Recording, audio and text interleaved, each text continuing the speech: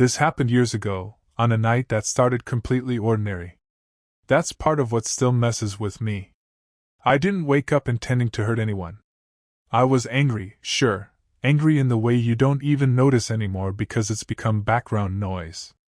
Work was falling apart, my relationship had just imploded, and I felt invisible in that specific, grinding way where you start to think nothing you do actually matters.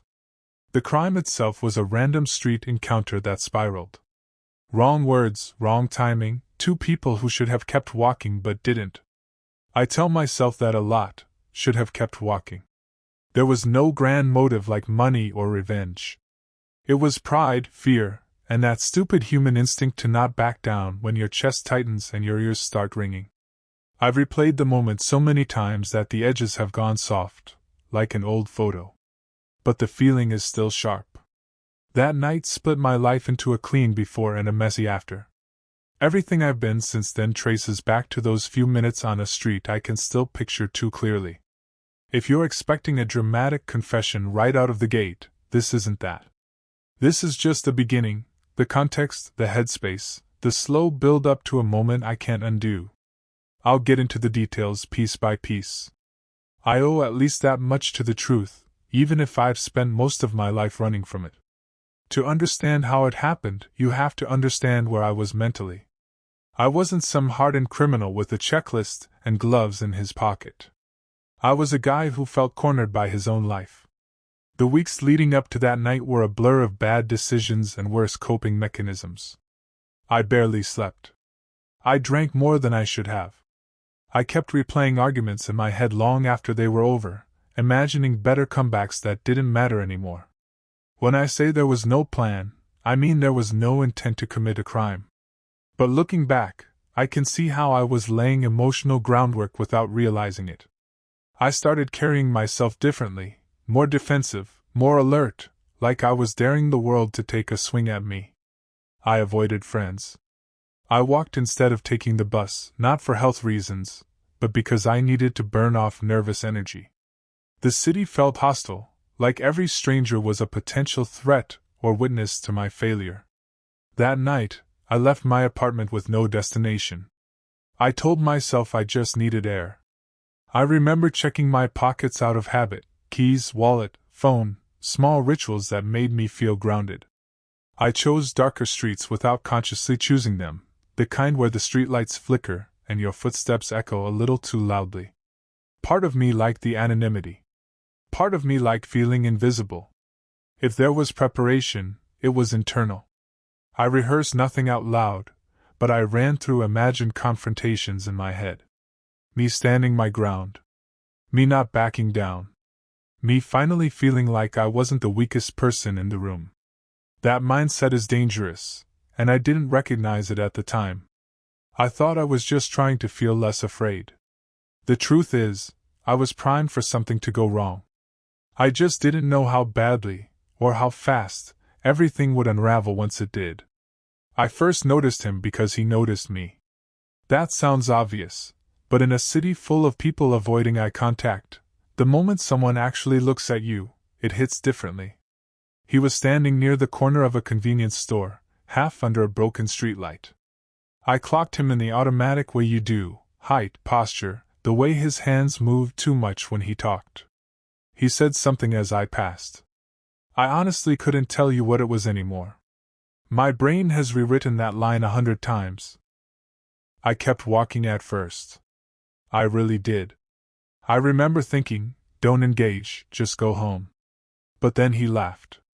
Not loud, not dramatic, just enough to make it feel like it was aimed at my back. That's when I turned around. That tiny decision, that fraction of a second, feels heavier than anything else I've ever done. We exchanged words. Nothing poetic. Nothing worth repeating. The kind of empty, sharp sentences people throw when they want to establish dominance without knowing why. I told myself I was defending myself, my space, my dignity. Pick a justification. He stepped closer. I stepped closer. It was like watching two trains slowly drift onto the same track. People always imagine crimes as explosions. This felt more like pressure building in a sealed room. My heart was hammering so hard it drowned out the city noise. I remember noticing stupid details: the smell of stale cigarettes on his jacket, the way my jaw hurt from clenching it. I was aware of my body in a way I'd never been before. This was the point of no return, even though nothing irreversible had happened yet. I could have walked away. He could have too. But neither of us did. And once that line was crossed, everything else unfolded with a kind of brutal inevitability I still struggle to explain. The argument didn't escalate all at once.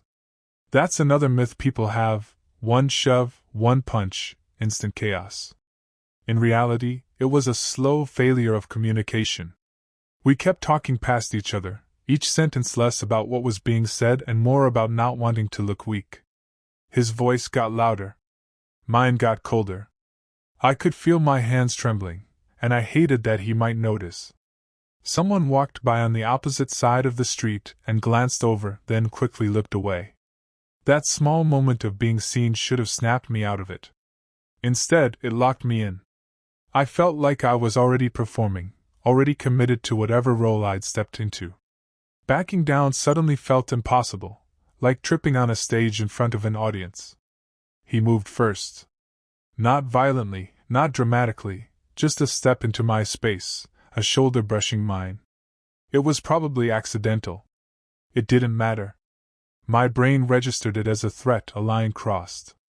Adrenaline surged so fast it felt like heat spreading under my skin. I said something I can't take back. Something meant to wound. From there, everything blurred. Sounds became muffled, like I was underwater. My thoughts narrowed into simple commands: don't fall, don't look scared, and this. I wasn't thinking about consequences or morality or prison. I was thinking about surviving an interaction that had suddenly taken on a life of its own. The scuffle that followed wasn't cinematic. It was clumsy and ugly and way too close. Limbs tangled. Balance shifted. I remember the shock on his face more than anything, like he couldn't believe it had gone this far either. That look still visits me in dreams. By the time I realized how serious it had become, it was already too late to rewind. The situation had tipped from confrontation into something irreversible, and neither of us knew how to stop it.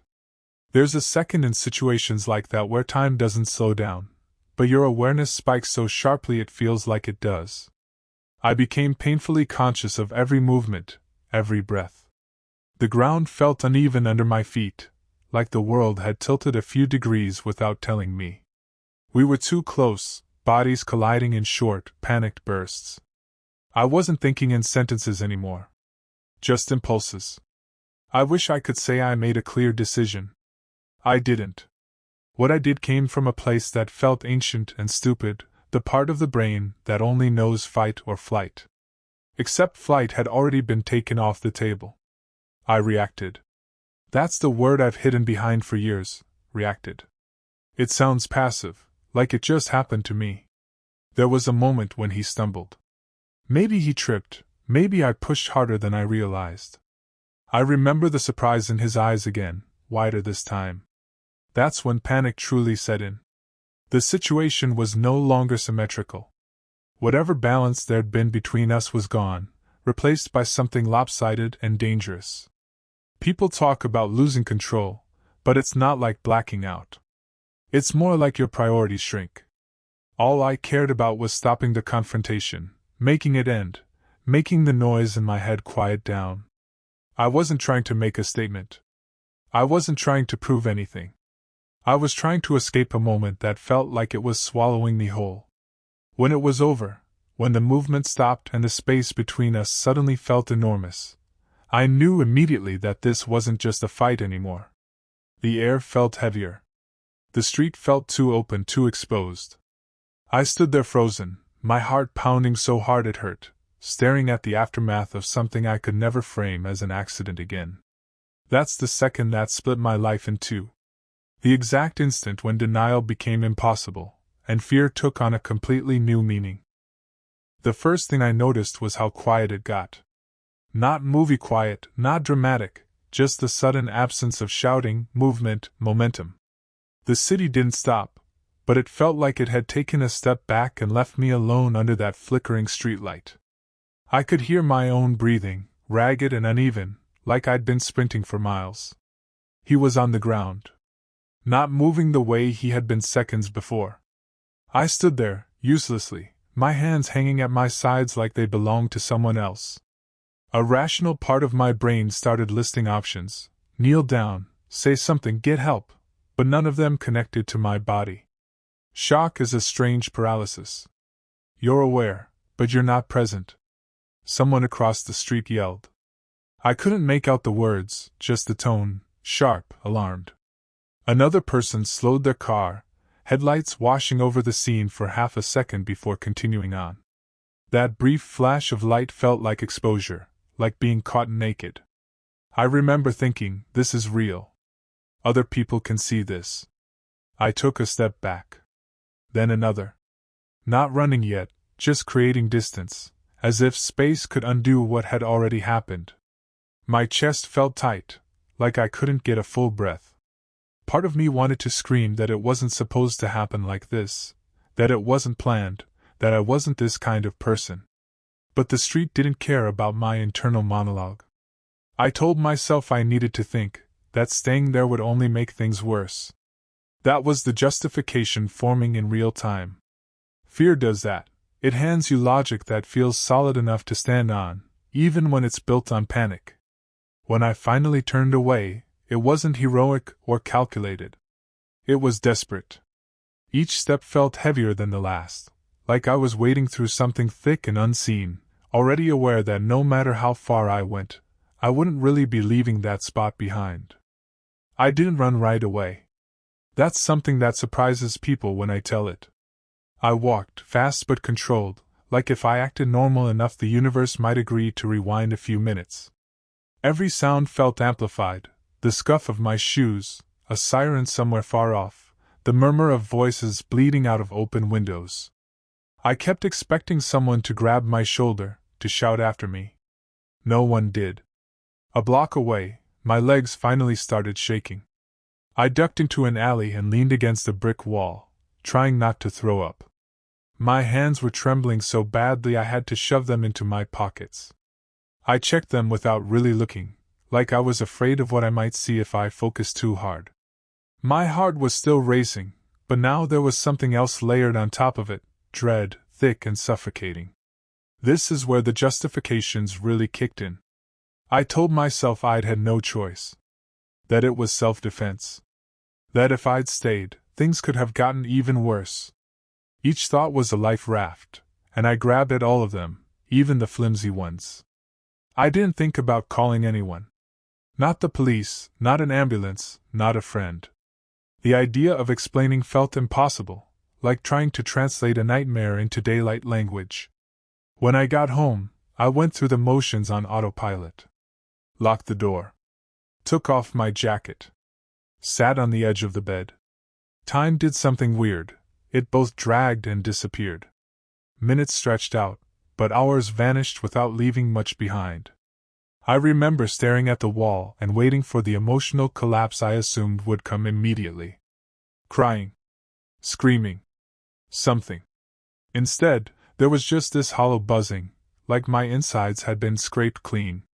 That scared me more than anything else. I kept thinking, if I can feel this empty now, what does that say about me? Sleep didn't come.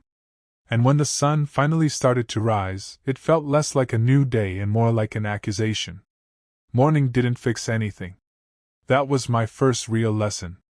I'd always believed, on some childish level, that daylight had corrective powers, that whatever demons showed up at night would shrink or dissolve once the world looked normal again. Instead, the sun just highlighted how little had changed. My apartment looked the same. My phone still buzzed with meaningless notifications. And I was still the person who'd walked away from something irreversible.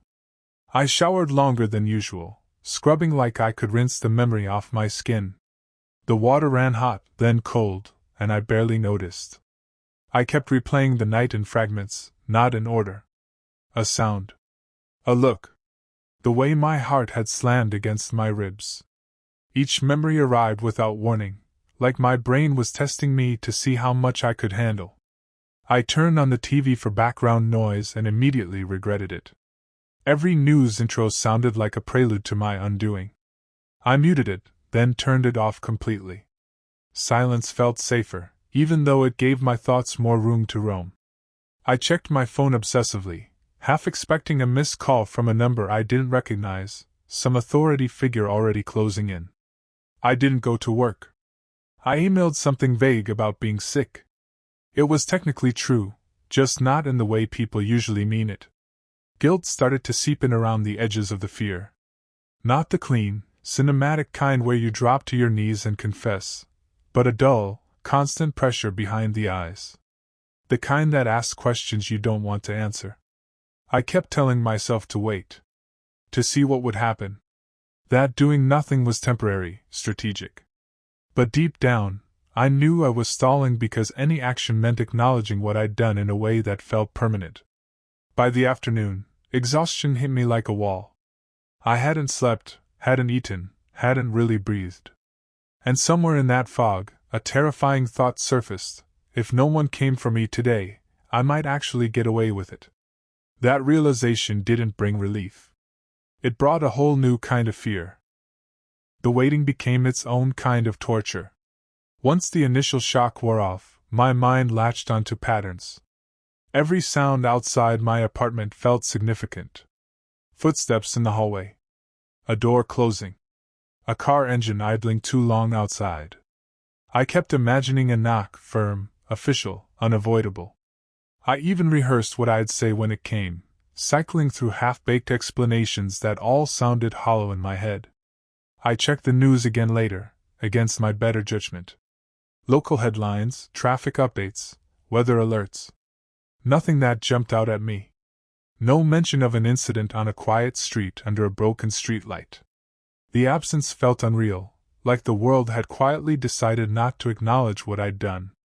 That scared me more than confirmation would have.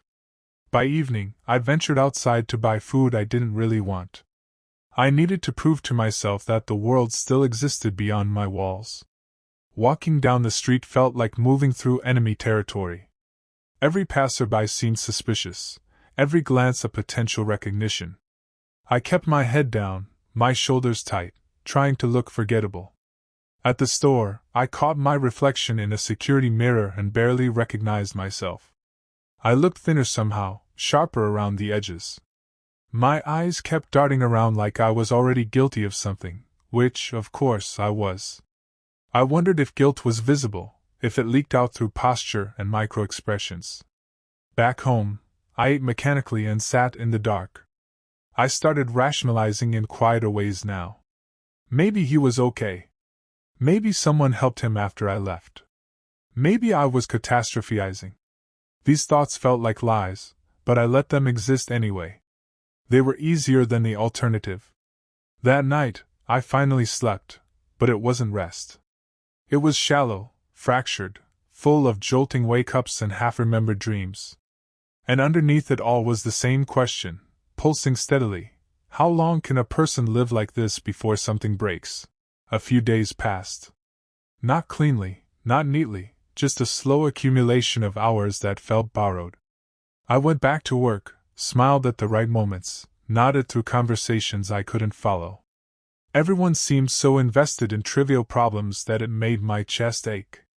I kept thinking, if you knew what I'm carrying, you wouldn't be asking me about deadlines. The story I told myself started to fray. At first it had been simple: self-defense, bad luck, wrong place at the wrong time. But the more distance I got from the night, the less stable that narrative felt. I'd catch myself mid-justification and feel it collapse under its own weight. There were moments I could have walked away. I knew that. Admitting it hurt in a way that fear hadn't. I avoided that street entirely, rerouting my life in small, inconvenient ways. Those detours became daily reminders, like my body remembered something my mind tried to suppress. Every time I took a longer path home, it felt like a quiet confession I was making to myself. I also started scanning faces, looking for recognition that never came. It was exhausting, this constant vigilance. I'd flinch when someone laughed too loudly behind me, my heart spiking before logic could catch up. Nights were the worst. Lying in bed, staring at the ceiling, I'd replay not just what happened, but who I'd been becoming long before it did. Guilt settled in differently than I expected. It wasn't a wave that knocked me down. It was erosion. Slow, steady, wearing away at things I thought were solid, my sense of being a good person, my confidence in my own judgment. I started to wonder if I'd always been capable of this, and that question scared me more than the possibility of getting caught. I realized then that even if no one ever knocked on my door, I wouldn't be walking away untouched. Something fundamental had shifted, and I wasn't sure how, or if, it could ever shift back. Weeks turned into months, but the fear never fully left. It morphed from immediate panic into this constant, low-level tension that followed me everywhere. I couldn't look at intersections the same way. Every flickering streetlight, every shadowed alleyway became a trigger. Even crowded places felt threatening, like someone might suddenly connect a fleeting glance with that night, and everything would come crashing down. I became hyper-aware of myself. Small actions, locking doors, checking over my shoulder, making sure my movements weren't noticeable, grew into routines. I thought it was about safety at first, but eventually I realized it was about control. I wanted to convince myself that I could manage the aftermath, even though deep down I knew there was no management for something like this. Sleep remained fragile. Dreams were vivid and punishing, not of the night itself, but of possibilities, being caught, facing him, the look on the faces of strangers if they knew.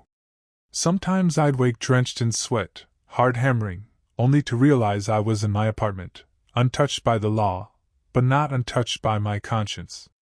I started isolating. Relationships felt like exposure. I'd smile, I'd talk, but I kept a wall. Any closeness felt dangerous, like admitting too much might unravel everything I'd been desperately holding together. And the more I pulled back, the more that fear fed on itself. I also began questioning myself in ways I never had before. Was I inherently violent? Was this a one-time spiral, or a sign of something darker? It became impossible to separate who I was from what I had done, and that realization was crushing. The fear had become a companion. Not a friend, not even an enemy I could confront directly. It was this constant hum of dread, reminding me that the world I moved through was now subtly different, and I could never fully inhabit it as I had before. As the months went on, I learned to live with that shadow, though learned might be too generous a word. More like I adapted. I built routines, small systems to keep the fear contained, but it was always there, like a weight in my chest I couldn't set down. I became meticulous about details, almost ritualistic. Locking doors 3 times, checking corners, avoiding streets I'd walked down that night. It was exhausting, but it felt safer than nothing. I started noticing things I never cared about before. How people move in public spaces, the speed of footsteps, the way someone glances around. I became suspicious by default, even of myself. Every emotion felt doubled. Joy was tinted with guilt, anger with fear, excitement with the reminder that I was capable of something irreversible. Social life deteriorated. I avoided gatherings, stopped returning calls. Friends asked questions I didn't want to answer, questions about why I'd disappeared, and I couldn't bring myself to fabricate lies anymore. So I vanished in increments, leaving excuses behind that nobody truly questioned. I became a ghost in my own life. Work was the only thing that kept me tethered, though even there I felt like I was skating on thin ice. Every mistake or confrontation made my chest tighten, reminding me that I'd crossed lines I could never uncross. I realized I wasn't just hiding from the law, I was hiding from myself. And yet, in this shadow, I felt an odd clarity. I understood my impulses, my fears, my capacity for destruction in a way I never had before. Not understanding it made me dangerous. Understanding it made me vigilant. I wasn't at peace. I wasn't free. But I was alive. And for a long time, that was enough to keep me moving forward, one careful step at a time. The reckoning didn't come as a dramatic knock at the door or a police chase. It came quietly inside me, one night when I was staring at the ceiling, trying to will sleep into existence. The memory hit harder than it had in months, sharper than any fear I'd been carrying. I realized I couldn't keep running, not physically, but emotionally. I had been holding this constant tension like a shield, but the shield was cracking. I started asking myself questions I'd avoided for years. Who am I if this is part of me? Can I forgive myself, even in the tiniest way? Or am I trapped in this shadow forever? There was no answer, only the echo of that night bouncing in my skull. I understood then that I had been punishing myself more than anyone else ever could, and that self-punishment was a trap I'd built carefully, brick by brick. I tried small experiments. Talking to a therapist anonymously, journaling, forcing myself to reconnect with people I had cut off. Each attempt felt like stepping into cold water, shocking, uncomfortable, but necessary. The fear didn't vanish, but it shifted from a paralyzing force to something I could acknowledge and name. And yet, the reality was unflinching. I had changed forever. That night was a line I couldn't undraw. Every relationship, every decision, every sense of safety was filtered through it. I couldn't erase what I'd done, and I couldn't pretend it hadn't happened. I could only live with it. For the first time, I accepted that part of the story, fear, guilt, adrenaline, they were all threads woven into the fabric of who I had become. I could manage it, adapt to it, but I couldn't escape it. That acceptance wasn't relief, it was survival. And survival, I realized, was the only thing I could realistically aim for. Years have passed since that night, and I still think about it almost daily. Not in a sensationalized way, not like some twisted trophy story.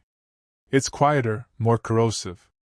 I think about the randomness of it all, the way a small spark, a glance, a step in the wrong direction, created a chain reaction I could never undo. That realization is humbling and terrifying. I've come to understand the danger of denial. I spent months, maybe years, justifying my actions to myself, creating rational explanations that barely held up under scrutiny. But the truth doesn't bend to comfort. The truth is heavier than fear, heavier than guilt, heavier than adrenaline-fueled panic. And it's always there, lurking under the surface, reminding me that consequences aren't just legal, they're personal, emotional, and unending. I've also learned that humans are fragile and reactive. That moment, that split second of escalation, taught me how quickly life can shift from ordinary to irreversible. It's a lesson I wish I could have learned from a book or someone else's story, without having to live it myself. But hindsight is cruelly clear. I know now that avoiding escalation, walking away, choosing the harder path of patience, those are not weaknesses. They are survival skills that I ignored. I've tried to channel what I learned into cautious living. Small acts of self-discipline, careful observation, and a constant moral reckoning. It doesn't undo the past. It doesn't give me innocence. But it does give me awareness, and maybe that's the closest thing to redemption I can reach for. I share this not for sympathy, not for admiration. I share it as a warning. Life can spiral in unpredictable ways, and a single moment of losing control can define the rest of your life. That's the lesson I've carried, every day since. And it stings. I've told the story as honestly as I can, without glossing over the ugliness or sugarcoating my responsibility. That night, and the months and years that followed, taught me more about myself than I wanted to know. I learned that fear, pride, and anger can spiral into something irreversible in seconds. I learned that adrenaline doesn't excuse you. I learned that guilt is a weight that no apology can lift if you only carry it inside your own head. The hardest truth I've had to face is that I am responsible. There's no, almost about it, no. If only. That night happened because of choices I made, even if they were made in the fog of panic. I can dissect the situation endlessly and play mental games with what ifs, but the reality doesn't change. I can't go back. I can't erase it. I can only live with it. I've spent years trying to rebuild a life under the shadow of that moment. I've tried therapy, journaling, careful routines, small acts of discipline, anything to prevent myself from becoming the person I could have become if I let fear or anger run unchecked again. I'm not free. I'm cautious, vigilant, painfully aware. And that awareness has saved me from repeating my worst impulses. To anyone reading this who feels rage, fear, or pride bubbling up, walk away. Take the harder path. Pause, breathe, remove yourself from the situation. Moments escalate faster than we imagine. Seconds can define the rest of your life. I know because I lived it. I don't offer absolution. I don't offer a neat ending or a lesson learned story that makes it feel acceptable. I offer a warning: control yourself. Control your impulses. Respect the fragility of life, for your own sake, and for everyone else's. That's all I can do now. That's all anyone can do,